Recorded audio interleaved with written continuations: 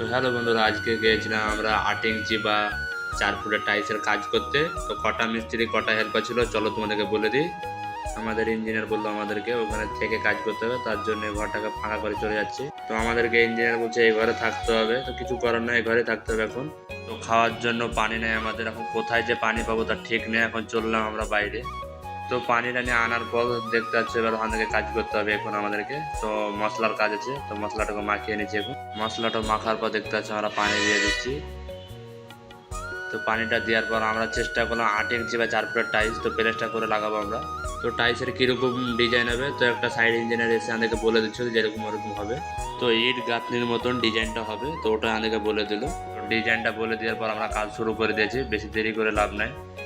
তো তারপরে আমাদের একটা রুম হয়ে গেছে দেখতে পাচ্ছ, দুটা মিস্ত্রি একটা হেল্পার ছিলাম আমরা। তো কাজটা কিরকম হয়েছে বলবে, এরকম ভিডিও পাওয়ার জন্য চ্যানেলটাকে সাবস্ক্রাইব করে থাকো, ঠিক আছে ভাই।